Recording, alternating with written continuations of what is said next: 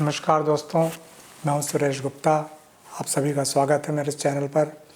दोस्तों, जैसा कि आपने देखा होगा कि हमने एक फ्लैश फ़ोटोग्राफ़ी की सीरीज़ शुरू की हुई है जिसमें 6-7 लेसन हो चुके हैं। इस वीडियो में आज हम आपको HSS फ्लैश के बारे में बताएंगे। HSS का फुल फॉर्म होता है हाई सिंक स्पीड। मतलब आपने देखा होगा कि नॉर्मल जो फ्लैशेस होती हैं उसको जब हम कैमरे में माउंट करते हैं तो उनकी अपनी एक सिंक स्पीड होती है। मतलब शटर स्पीड को हमको जो फ्लैश के अंदर जो सिंक स्पीड स्पेसिफाई की गई होती है हमको वो कैमरे के अंदर सेट करनी होती है। हमारा कैमरा उस पर्टिकुलर शटर स्पीड से आगे नहीं जा सकता। बाई चांस अगर आगे चला भी गया तो अगर हम फ्लैश से फ़ोटो खींचेंगे तो उसमें एक स्ट्रिप्स आने लगेंगी, ब्लैक कलर की बैंड्स आने लगेगा, तो फ़ोटोज़ में पूरी तरह से एक्सपोज नहीं होगा। तो ये जो शटर स्पीड होती है, हर फ्लैश की स्पेसिफिक शटर स्पीड इसलिए होती हैं क्योंकि आपके फ्लैश का सिंक्रोनाइजेशन उस पर्टिकुलर शटर स्पीड के साथ होता है, उसके आगे फिर वो वर्क नहीं करती हैं। HSS का मतलब ये होता है कि हम कैमरे को हर शटर स्पीड के ऊपर भी फ्लैश से सिंक्रोनाइज़ कर सकते हैं। मतलब आप 1/1000 या 1/2000 या 1/4000 की शटर स्पीड पर भी आप फ्लैश से फ़ोटो ले सकते हैं। तो सवाल ये आता है कि ऐसी सिचुएशंस आती ही क्यों हैं कि जब हमें इस तरह की शटर स्पीड का इस्तेमाल करना पड़ता हो। तो दोस्तों, देखा होगा जैसा आपने कि हम जब फ्लैश से फ़ोटो खींचते हैं तो कभी कभी ऐसा होता है कि मान लीजिए कोई बहुत फास्ट स्पीड से अगर कोई चीज़ मूव हो रही हो और हम बाउंड होते हैं उस समय कि हमारे चूँकि शटर की जो सिंक स्पीड है फ्लैश की वो किसी में 1/200 होती है, किसी में मैक्सिमम 1/250 होती है। उसके बियॉन्ड हम नहीं जा सकते। लेकिन कुछ शॉट्स ऐसे होते हैं जो हमें 1/1000 पे लेने हैं, 1/500 पे लेने हैं, 1/4000 पे लेने हैं। तो उन शॉट्स को लेने के लिए फिर, और ख़ास तौर पे अगर उस पर्टिकुलर मोमेंट में आपको फ्लैश भी इस्तेमाल करना हो तो हमें फिर HSS फ्लैश का इस्तेमाल करना पड़ता है, जिसमें आपकी कैमरा जो होती है वो इस फ्लैश की शटर स्पीड के साथ में सिंक्रोनाइजेशन रहता है उसका, कि आपके कैमरे में अगर आपने 1/4000 भी यूज़ किया है तो 1/4000 पे भी आपकी फ्लैश जो है सिंक्रोनाइज हो जाएगी। तो पहले तो हम ये समझ लें कि HSS होता क्या है। तो दोस्तों, क्या होता है कि जब हम शटर दबाते हैं तो हमारे शटर का जो फोकल प्लेन शटर होता है वो नीचे से ऊपर या ऊपर से नीचे की तरफ जाता है और उसमें एक पर्टिकुलर मोमेंट पे क्या होता है कि वो सेंसर के सामने एक्सपोजर देता है। और ये एक साथ पूरे सेंसर को एक्सपोज नहीं करता, वो टुकड़ों में एक्सपोज करता है। कभी एक छोटी सी स्ट्रिप, फिर उसके बाद बीच वाली स्ट्रिप, उसके बाद नीचे वाले स्ट्रिप, उसके बाद सबसे नीचे वाले स्ट्रिप। इस तरह से अलग अलग तरीके से आपका शटर जो है ऊपर से नीचे या नीचे से ऊपर जाता है और उस मोमेंट के साथ में ही पिक्चर आपकी सेंसर के ऊपर एक्सपोज होती रहती है। तो हमारा जो ऑर्डिनरी फ्लैश होता है वो जब हम शटर दबाते हैं तो एक स्पार्क डालता है और पर्टिकुलर उस सेकंड का जो 1/200 सेकंड या 1/250 सेकंड या 1/160 सेकंड के लिए जो शटर हमारा खुला रहता है उतनी देर के लिए वो शटर उसके फ्लैश जो होता है उसके ऊपर स्पार्क डालता है, पिक्चर हमारी एक्सपोज हो जाती है। लेकिन HSS में क्या होता है कि हमारा शटर जो होता है किसी भी स्पीड से जो ऊपर से नीचे आता है या नीचे से ऊपर जाता है, उस स्पीड के अंदर जो हमारा शटर जो हमारे सेंसर के सामने से टुकड़ों में जो ऊपर नीचे से होता है, तो हमारी जो फ्लैश भी होती है वो टुकड़ों में स्पार्क डालती है। मतलब उसमें से पल्सेस निकलती हैं जो हमें दिखाई नहीं देती हैं, हमें समझ में नहीं आता। लेकिन अगर मान लीजिए 1/4000 का हमने शटर स्पीड लगाया है तो 1/4000 में भी कम से कम उसमें से 10-12 अलग अलग पल्सेस निकलती हैं और वो जो शटर हमारा ऊपर से नीचे जिस भी स्पीड से आ रहा है उस स्पीड से उसको एक्सपोज करती हैं। तो आपके पिक्चर के अंदर आपके किसी तरह का कोई बैंड नहीं आता है। तो ये तो थी थ्योरी और टेक्निकलिटी कि हमारा HSS फंक्शन कैसे करता है। अब हम बात करेंगे कि HSS को हम यूज़ कहाँ, कब, क्यों और कैसे करते हैं।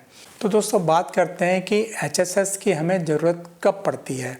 तो बेसिकली जब हम किसी भी ऑब्जेक्ट का, किसी भी सब्जेक्ट का शॉट लेते हैं, खासतौर पर मान लीजिए हम किसी अपने मॉडल का पोर्ट्रेट लेना चाहते हैं, तो हम चाहते हैं कि बैकग्राउंड को अपने हिसाब से डार्क करना चाहते हैं, सो दैट हमारा सब्जेक्ट जो है बिल्कुल उभर कर सामने आए, क्योंकि उसके ऊपर हम फ्लैश की लाइट डालेंगे तो पूरी पिक्चर में हमें हमारा जो सब्जेक्ट है वो निखर के आना चाहिए और उभर के आना चाहिए।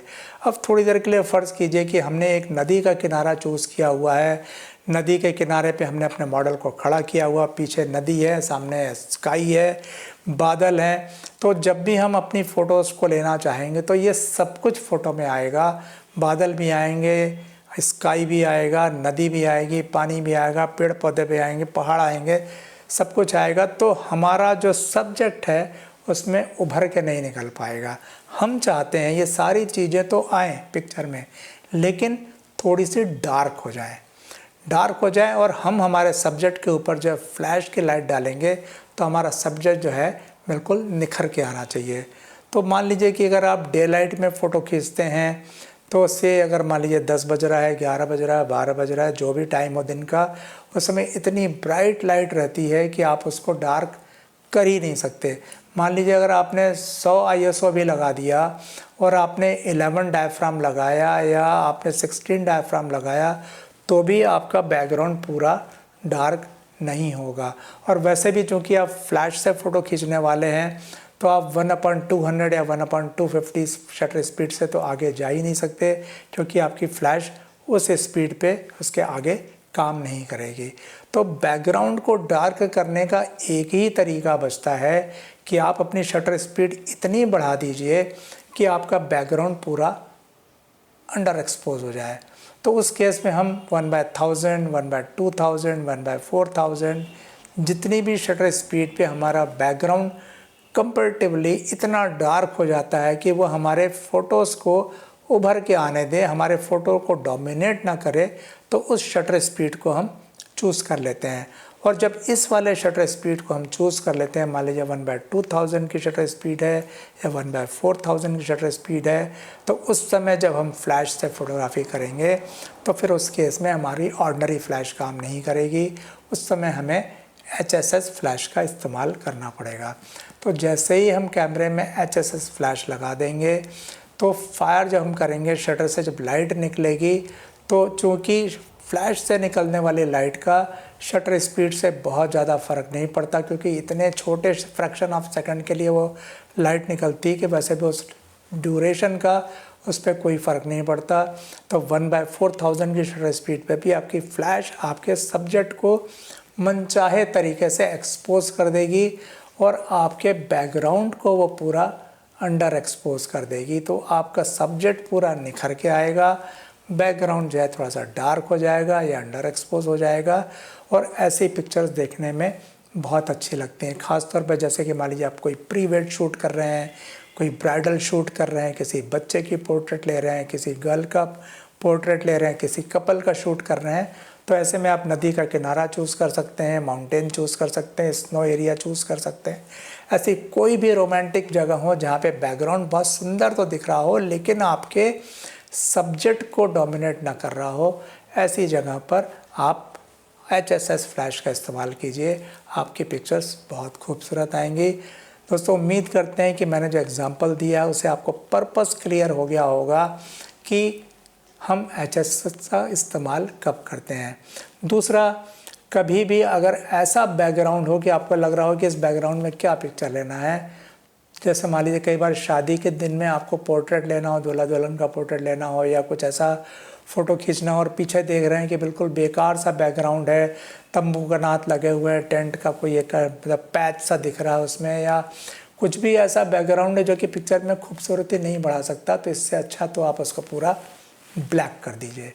तो जब बैकग्राउंड पूरा ब्लैक हो जाता है उसमें आपका सब्जेक्ट और निखर के बाहर आता है। तो उस ब्लैक करने के लिए नॉर्मल तरीके से बैकग्राउंड पूरा ब्लैक नहीं होगा, तो उस समय जब आप HSS फ्लैश यूज़ करेंगे तो बैकग्राउंड आपका पूरा ब्लैक हो जाएगा और उसके ऊपर जब आप पिक्चर लेंगे तो सिर्फ और सिर्फ आपका सब्जेक्ट जो है उसके ऊपर जब फ्लैश पड़ेगी, उसकी जो लाइट पड़ेगी उससे सिर्फ उसका चेहरा एक्सपोज होगा, उसकी पूरी टोटल आपका सब्जेक्ट एक्सपोज होगा, बैकग्राउंड पूरा अंडर एक्सपोज हो जाएगा या पूरा ब्लैक हो जाएगा, तो पूरे आपका सब्जेक्ट ही निकल के सामने आएगा। तो दोस्तों, HSS फोटोग्राफी का पर्पस तो आपको समझ में आ गया होगा।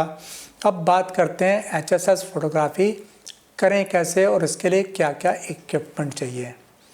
तो सबसे पहले तो HSS फोटोग्राफी के लिए आपके कैमरे में वो प्रोविज़न होना चाहिए जो कि हाई शटर स्पीड की, हाई सिंक स्पीड की फ्लैश को सपोर्ट करती हो। तो आज की तारीख में आपके जितने भी मिररलेस कैमरे हैं वो सभी HSS को सपोर्ट करते हैं। पुराने DSLR में भी जो मिड रेंज से ऊपर के कैमरे थे, जैसे कि मान लीजिए जैसे D75 है नाइकॉन का, या कैनन का आपका 90D था, या इस तरह के जो कैमरे थे वो सभी HSS को सपोर्ट करते हैं। अदरवाइज़ आप कैमरे का मैनुअल देख लीजिए, उसमें HSS इनेबल्ड लिखता हो अगर, तो समझ लीजिए आपका कैमरा जो है HSS मोड पे काम करेगा।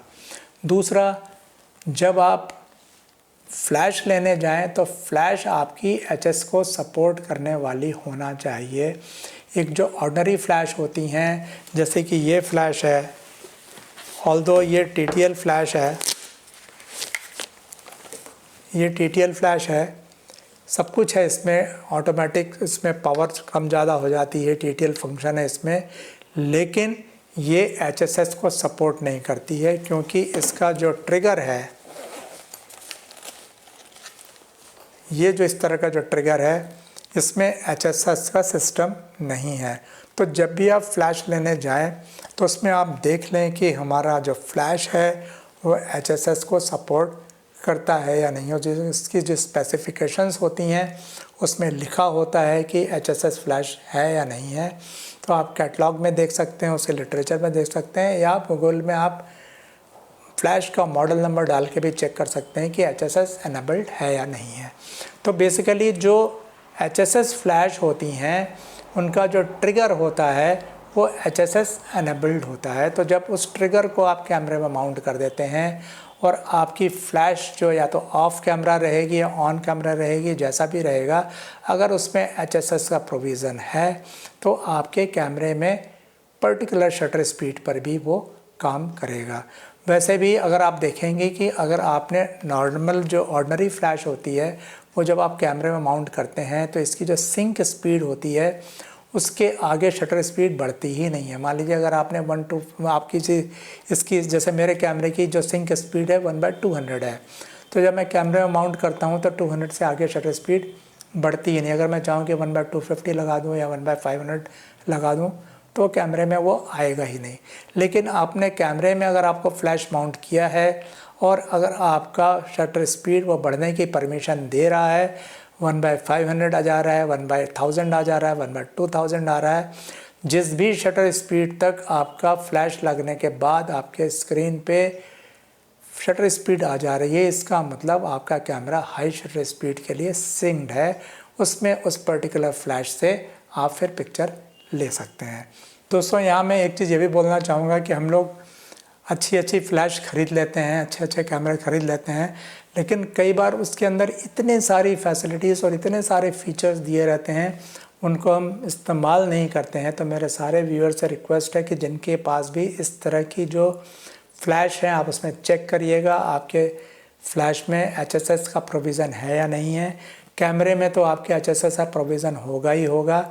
आप HSS पे पिक्चर लेकर देखिए और जो तरीका मैंने बताया है उस तरीके के हिसाब से आप किसी भी ऐसी जगह पे चले जाइए और उसके बाद शटर स्पीड बढ़ाकर आप फ़ोटोज़ लेकर देखिए कि आपकी किस तरह की फ़ोटोज़ आती हैं। देखने में इसमें अलग तरह की खूबसूरती आई, क्योंकि वैसे भी देखा होगा आपने कि जो हमारे फ़ोटोग्राफ़र्स होते हैं वो प्री वेड शूट वगैरह या इस तरह के जब नदी के किनारे या पानी के किनारे या पहाड़ के किनारे फ़ोटोग्राफी करनी होती है तो बिल्कुल अर्ली मॉर्निंग या लेट इवनिंग का ही टाइम चुनते हैं, क्योंकि इस समय में क्या होता है कि लाइट पूरी डिम हो चुकी होती है। तो ऐसे समय में बैकग्राउंड को डिम करने का बहुत अच्छा चांस मिल जाता है। लेकिन मान लीजिए आपको ऐसा समय में शूटिंग नहीं करनी है, आपको डे टाइम में भी शूटिंग करनी है, जैसा कि बहुत ब्राइट लाइट है, तो भी आप अपने इस तरीके से एम्बिएंट लाइट को बहुत ज़्यादा कम करके बहुत अच्छी पिक्चर्स ले सकते हैं। तो दोस्तों, उम्मीद करते हैं कि आपको HSS का कंसेप्ट अच्छे से समझ में आ गया होगा। एक बार मैं फिर रिपीट कर देता हूँ, HSS का मतलब ये होता है हाई शटर सिंक स्पीड, मतलब ये इसको तब इस्तेमाल किया जाता है जब हमें फ्लैश से फ़ोटो खींचनी हो और हमें पर्पसली अपने बैकग्राउंड को डार्क करना होता है, सो दैट हमारे सब्जेक्ट को हम ज़्यादा तरीके से हाईलाइट कर सके। तो ऐसे समय में शटर स्पीड को मैक्सिमम बढ़ा के, जितनी कोशिश करते हैं हम ज़्यादा से ज़्यादा शटर स्पीड बढ़ा के, सो दैट हमारा एम्बियंट जो होता है वो बिल्कुल ज़्यादा डार्क हो जाए। और उसके ऊपर जब हम अपने फ्लैश को अपने सब्जेक्ट के ऊपर डालकर फ़ोटो लेते हैं, वो चाहे ऑफ कैमरा हो, चाहे ऑन कैमरा हो, चाहे वह रिफ्लेक्टेड हो, चाहे बाउंस के साथ हो, कैसी भी फ्लैश हो, लेकिन फ्लैश चूँकि उसके लिए शटर स्पीड कोई मायने नहीं रखती है, वो कम से कम टाइम में भी बिल्कुल सही तरीके का एक्सपोज कर लेते हैं। तो 1/8000 शटर स्पीड पे भी आपके सब्जेक्ट की पिक्चर बहुत अच्छी आएगी, लेकिन 1/8000 या 1/4000 या 1/2000 शटर स्पीड के ऊपर आपका बैकग्राउंड बिल्कुल डार्क हो जाएगा या आपके मन माफिक हो जाएगा। जैसा आप करना चाहेंगे उसके हिसाब से आप शटर स्पीड चूज़ कर लीजिए। और डार्क बैकग्राउंड के साथ में आपके सब्जेक्ट का निखरता हुआ जो चेहरा होता है वो बहुत खूबसूरत लगता है। आप करके देखिएगा और फिर आप फीडबैक दीजिएगा कि आपकी इस पिक्चर्स में, इस तरह की शूटिंग में आपको कैसा लगा। दोस्तों, आपके रेफरेंस के लिए हम कुछ फ्लैशेस जो HSS एनेबल्ड हैं उनके नाम, मॉडल नंबर और अप्रॉक्सीमेट प्राइस और उनका जो अमेज़ॉन लिंक है हम डिस्क्रिप्शन बॉक्स में डाल दे रहे हैं। आप वहां जाकर चेक कर सकते हैं। आपकी प्राइस रेंज जो भी आपको सूट करती हो उसके हिसाब से आप उसको पिक कर सकते हैं। ये भी हो सकता है कि आपके पास ऑलरेडी जो फ्लैश आप इस्तेमाल कर रहे हो वो मॉडल नंबर आपके इस मॉडल नंबर से सूट करता हो, मैच करता हो। तो इसका मतलब ये है कि आपकी जो एग्जिस्टिंग फ्लैश है उसमें भी HSS अवेलेबल है, तो उसके अकॉर्डिंगली आप उसको यूज़ कर सकते हैं। या अगर आप नई फ्लैश ख़रीदना चाहेंगे तो डिस्क्रिप्शन बॉक्स में देख के आप मॉडल नंबर अपनी अपनी सूटेबल प्राइस के हिसाब से खरीद सकते हैं। वैसे प्राइस की जहाँ तक बात है तो 10,000 से 15,000 तक की रेंज में बहुत अच्छी HSS एनेबल्ड TTL फ्लैश मिल जाती हैं, चाहे वो गोडॉक्स की हो या किसी और कंपनी की हो। इस रेंज में आपको अच्छी फ्लैशेस मिल जाएंगी। तो जो भी आपके बजट हो उसके हिसाब से आप चूज़ करिए, आपको अपने रेंज की फ्लैश मिल जाएगी। तो दोस्तों, अगर आपको HSS से रिलेटेड कोई भी दिमाग में प्रश्न आता हो तो आप कमेंट बॉक्स में ज़रूर पूछिएगा, हम उसको आंसर करने की कोशिश करेंगे। अगर आपको वीडियो पसंद आया हो तो इसे लाइक ज़रूर कीजिएगा। अपने दोस्त, दूसरे फ़ोटोग्राफ़र जो इस तरह की फ़ोटोग्राफ़ी करते हैं उनसे शेयर भी कीजिएगा। अगर आप लोगों ने इस चैनल को सब्सक्राइब नहीं किया हो तो प्लीज़ इसको सब्सक्राइब भी कर लीजिए, सो दैट ऐसे ही इन्फॉर्मेटिव वीडियोस आपको समय समय पर मिलते रहें। तो दोस्तों, आज की वीडियो को यहीं ख़त्म करते हैं। मिलते हैं अगले वीडियो में किसी नए टॉपिक के साथ। तब तक के लिए नमस्ते, जय हिंद।